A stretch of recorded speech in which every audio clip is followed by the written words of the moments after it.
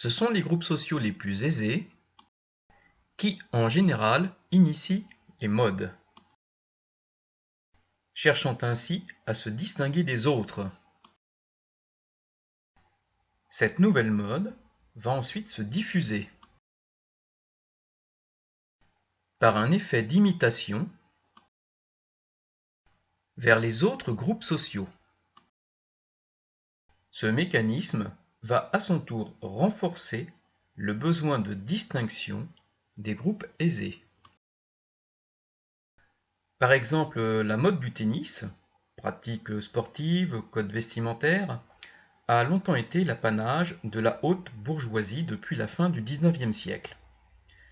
Cette pratique s'est démocratisée dans les années 70, les classes moyennes et populaires bénéficiant du développement des infrastructures publiques en la matière. Dans ces conditions, les classes supérieures vont développer d'autres pratiques, alors plus distinctives, comme le golf.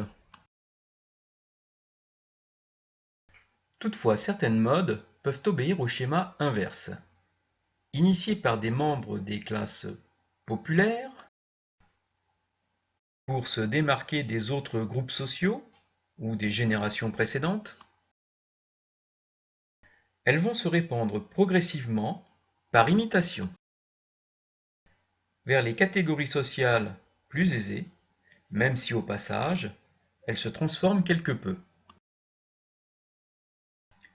Ainsi le rap, né aux États-Unis dans les quartiers noirs défavorisés,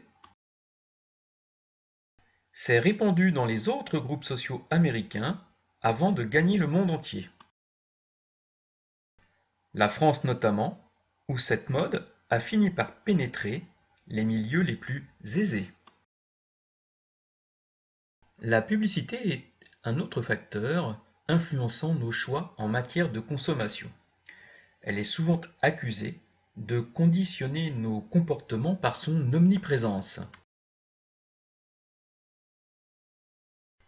Il est vrai que nous sommes soumis quotidiennement à une multitude de messages publicitaires qui se répètent sur tout type de support. Les smartphones, les écrans de télévision, les chaînes de radio, locales et nationales. Nos écrans d'ordinateur sont également envahis par les messages publicitaires. La presse, quotidienne ou périodique, est également un support intéressant pour les publicitaires. Sans compter les panneaux d'affichage, les publicités également présentes sur de nombreux autobus en ville. Il semble donc impossible d'échapper à son influence. Des mouvements s'élèvent d'ailleurs contre cette omniprésence. Cette image du collectif Les Casseurs de Pub vise à contester la tyrannie des marques qui s'exerce notamment sur le jeune public.